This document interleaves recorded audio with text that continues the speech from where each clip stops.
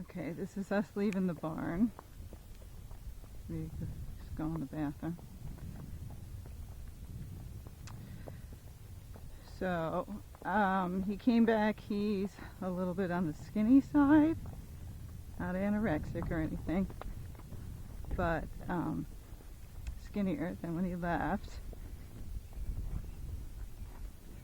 And he's got his head way up, and in case you only keep him here 2 weeks, I'm using a running martingale to help me get it down quicker. Usually I just do it naturally, but they let his head go right back up again. So this is me just putting pressure on keeping his head down.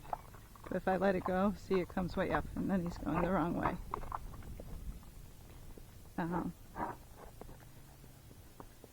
So what I'm doing is just gonna, I rode him yesterday with Terry. He went fast, but I know you're gonna be riding on your own, and you're probably not gonna wanna go that fast, so I'm gonna just practice him walking on the trails, going slow, and keeping his head down. Whoa, we're gonna stop, so you see he stops, whoa. So even if you do go fast with your friends, he will stop, and then if you let the reins go loose, then he knows he's just going to stand there, and then he'll relax. That's the nice thing, is Gator's just about doing his job, and I think he's had enough mileage on him that he won't mess with you as much, or if he does, it'll take a much longer time for it to happen. But he's more about the business, and he's not really like a looky horse or anything. He's just about going.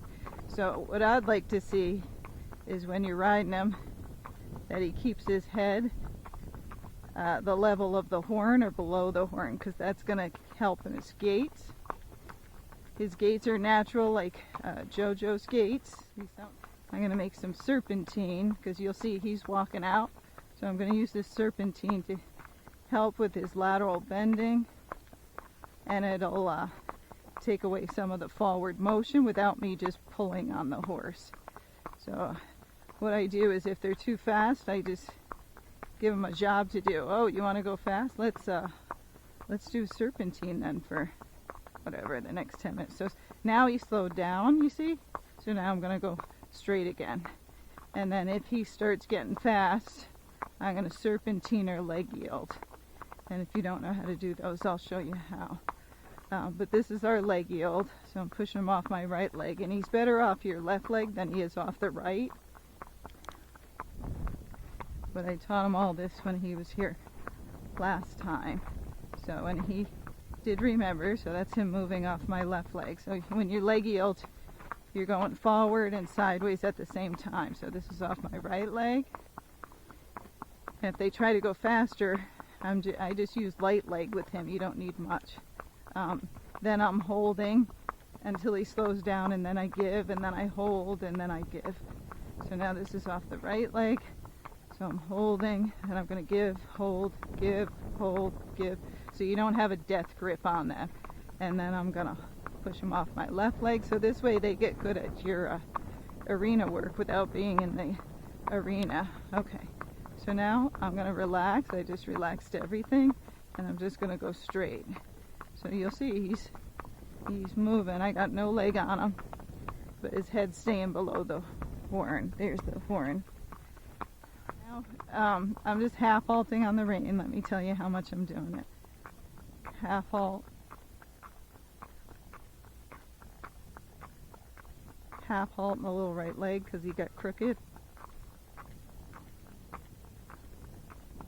Half halt. So it's every couple of steps I'm giving a little half halt. So now I'm going to try and stop. Whoa.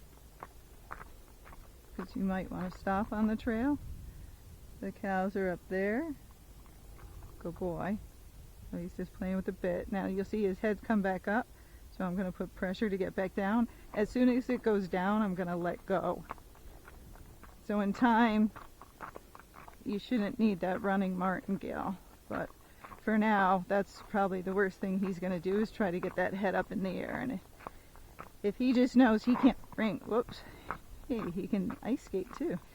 If he just knows he can't bring that head up, he's going to start keeping it down. So not everybody stays on their case, but the running martingale gives you a little bit more pressure besides your hands to help get it down. You could use a German martingale, if you know what that is.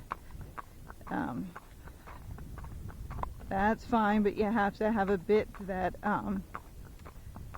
the German martingale rein attachment part can go through, like a snapple part of the bit. So it could be a shank, but it has to have a opening that's big enough for a rein to fit through at the bit level, not at the shank level, if that makes sense. Okay, so now he's more relaxed. His head was down a minute ago like a Western horse. And by bringing that head down, that's going to round his back out. He doesn't, but otherwise he's doing fine out here by himself. He doesn't care at all. Okay, so now I'm going uphill, and this is where yesterday we went super fast, and Gator's one of the fastest horses I've been on if you open him up. So Terry's horse was cantering pretty fast or galloping, and Gator was still gating. He's pretty amazing, but then he can also canter if you want to canter. So today, see how he's trying to move out? So I'm just going to keep him slower, because I'm sure you don't want to run up all the hills.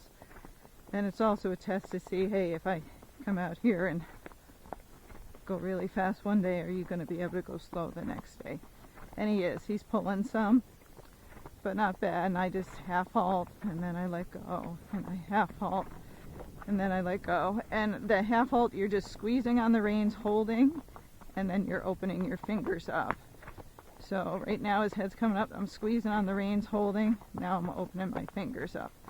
So when he responds, I release on him. So there he just sped up on his own, so I just half halt, and if he doesn't respond to the half halt, once I close my fingers, which is the half halt, then I'll pull with my arms, and then once he slows down, then I'll release.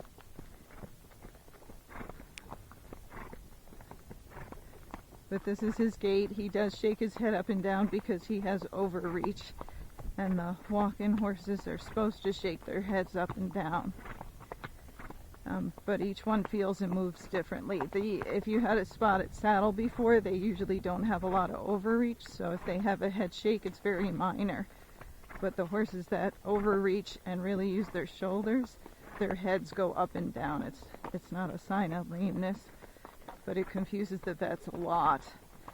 And so if you watch my videos, you'll see I take them over trotting poles, and I took this horse over trotting poles. So if you're having problems evaluating him, you can set up poles in your pasture or wherever. Oh look, he came back to the walk. Good boy! Good job, Gator. So when they do something good, I make a big fuss over him. Now his head came up, so I'm putting pressure. But that way, if you need to do something, you can put him over the trotting poles, and that'll usually help the vets evaluate them. So I'm half halting, I'm relaxing. But compared to, I was going really fast yesterday, this is good. He's not all anxious, he's not nuts. If I let go there, I totally let go. I'll go on a loose rein for a second so you see. So there, he's looking around. And I'm not sure what that cough is. It can be allergies, it can be the smoke. But he had some snot come out yesterday, so I had antibiotics, so I just started him on antibiotics to make sure.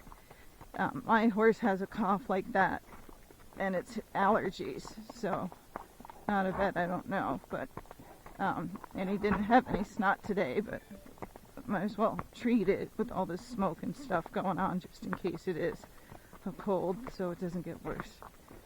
Okay, let's head back down.